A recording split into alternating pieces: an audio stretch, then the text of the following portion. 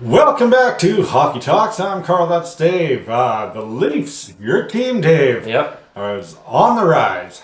Like nobody thought they would be. Making their way to the playoffs. Once again, so far, they just find themselves just out of a playoff spot, but right on the edge of being right there again. They have a winning record. They have a winning record now. Things are turning around. Auston Matthews is scoring goals again. Yes. Things are looking good. He still is the best goal scorer on the team. He still has more goals than any other player. Not necessarily most points. He has missed, I think, 5 or 6 games this season.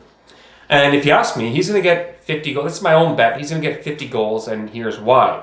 I think that would happen with his health concerns, like the missing games and kind of the latter end of last year, and I guess actually all of last year. He had some health problems. He had to leave overseas to go deal with. We still don't really know. I don't know what that is. I have my own theories as to what it is, like a hairline transplant or something. No, I'm just kidding.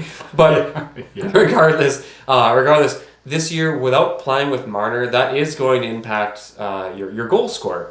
So what this shows me with how he's playing now, he might not be exactly the stud he was when he's playing with Marner, but he is able to score goals. They are building chemistry under the new coach there, and I think it'll continue and only get better and faster. So they have about 30 or so games left, 33, something like that as of recording. I think that he's on pace for at least a goal a game. Obviously it's not going to be realistically a goal a game, but it'll be 2 goals a game, and maybe the next goal nothing, etc., etc. So that's my own thoughts, and I can't really speak to where they're going to place. I do think that they're going to trickle in at the bottom half of the playoffs, just because I know with a team like that, when it's on a line, they can play harder, which is weird because you'd think that would kind of go into playing harder in Game 7 of the playoffs.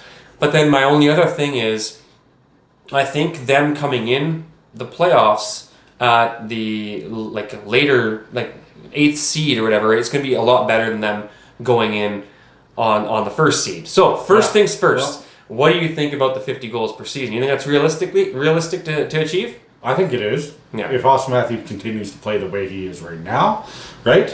Finally looks like the chemistry, like you alluded to earlier. Yeah. The chemistry between the line he's on and with Matthew Nyes and William Nylander and everybody gelling on that team, instead of the chemistry starting to find without Marner, right? Yeah. Because Marner was that kind of like that backbone between the lines, right? He was the guy to kind of go to or get the passes from all the time. He was the guy that made the plays, right? As much as people dissed Marner a lot, he was that backbone of that team. Yeah. Right? Everything kind of fed around him. Now that he's gone, they had to find somebody else. Not necessarily find somebody else, but mainly regain that chemistry back. Distribute it out amongst the team. Get that chemistry back. Find out what works for them. And it's going to take time, right? And now they look like they're starting to finally find it. And Auston Matthews is scoring again. Exactly. So 50 goals, I think he can get there. Like, what do you have? Like 32 games remaining, 33 games. There's a good chance he will get to the 50 goal mark again if he continues the way he is. And now next, do you think that they're actually going to make the playoffs? I do. I do think they're going to make the playoffs. Okay. Yeah, I absolutely do. They're right on the cusp of making it, right? And like you said, if they finish in a lower seed or a wild card spot, right, that actually might benefit them more than actually placing first like they have in the last couple. That was going to be my third question. How do you think they'll fare in the playoffs when they're not first and they're last? I think it's going to be better for them because it's going to be less pressure, right? Because they barely sneak into the playoffs, which I think that's what they're going to do. Yeah. And then a lot of the pressure is going to be off of them. They're going to be the underdogs now. Yeah. Right? So I think that's going to fare for them way better than being first. And this, if anything, this just shows how hard it is to kind of correct your play style when you might not have a main player. Like, it's a team sport, but you have your main player where everything kind of revolves around in Marner getting distributed to everybody else. So you have players like Nylander and Nyes getting higher and higher assists. There was one more name I wanted to mention, but I can't seem to remember his name. Anyways, so when that player gets removed, the team has to kind of learn a new way to play. But there's also another team where that player seemed to have gotten removed, and it's Vancouver Canucks. Yes. Again. The Vancouver Canucks are once again in the news, and I think they will be for the next while, as they look like they fully entered a rebuild mode. No more of this hybrid rebuild stuff that they were talking about. Yeah. looks like they're going to commit to a full rebuild. Who was it that left and where'd he go? Kiefer Sherwood got traded to the San Jose Sharks for a couple of picks, conditional picks. Kiefer Sherwood, yeah, he was one of the top goal scorers. Yeah, he was. Okay, he was pretty physical too, though, wasn't he? Yeah, very physical. Had the most checks. Actually, I think he was about number 1 in the whole league on hits and stuff like that. Holy, Lou's a very, very physical guy. He's a very physical guy on the ice, right? Wow. Very, very well-rounded player. It sucks to see him go. But as a Vancouver Canucks fan, yeah, like it sucks to see him go. But what do you think of it long term? Well, what are we going to do? I mean, they look like they're fully committed now to getting rid of everybody and starting over again, right? All the top guys. Pedersen looks like he's going to be on his way out. Yeah. They're trying to find teams for him right now. Once again, they're looking to see what options they got to replace Pedersen. Probably going to be for a guy and a couple of draft picks again. They have a lot of draft picks coming up for the next year. So it is good, but they look like they're in full tank mode almost.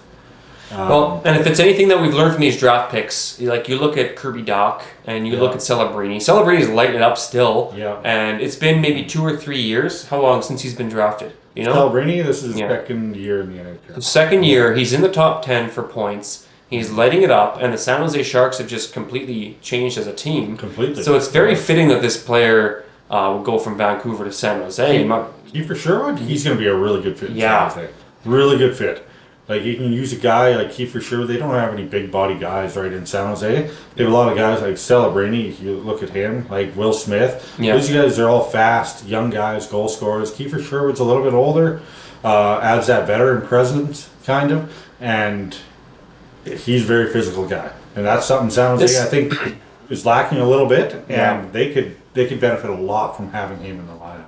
And I think if they're right on the cusp of making the playoffs, this guy could help them get over that, right? Because he's also a really good goal scorer, right? So this is what happens when you have a team that can be based around a couple of studs, and you attract other sorts of players to your team, and you can build it up and do great. They're already in playoff spot. I don't think anybody's seen that coming. We were talking about this last year, that look out for San Jose, specifically Celebrini. The team was tanking hard, but we were looking at his stats, and even though they're getting all these goals scored, he was still able to balance it out. And then you have a player like that kind of spread out their chemistry to the rest of the players. You bring on a couple of clutch other players, especially the league's number 1 hitter to maybe a lighter team. I'm not sure how San Jose is on that front, but I'd imagine with the players that they have right now, they're a bit lighter of a team. And I wonder how it's going to go, come playoff time if they do end up making it in there. Celebrini will have his first playoffs. We'll see exactly what he's capable of. And I think that what we have to expect is they'll get in. Celebrini will do his thing, but he's still going to learn a lot. Following year, look out for San Jose. It'll be a big learning curve to get right into the playoffs. Don't expect him to go very far into the playoffs, but it'll be a very good experience for all those young guys that have never, ever seen the playoffs before, such as Celebrini, Will Smith, even Kiefer Sherwood, actually. He might have been in the playoffs with Nashville when he was there, but very brief stints. So it'll be a big learning curve if they do get in, but it'll be some very welcome experience for that team. I mean, look at what happened to Crosby, right? He made it in. They lost first round. He goes back to win all those cups. That experience helps. It changes you, right? It changes your whole franchise. So once you can get in there, the rest is history. Exactly. Make it happen. Once again, thanks again for watching Hockey Talks. That is all the time we have for today. See you next time. Yeah.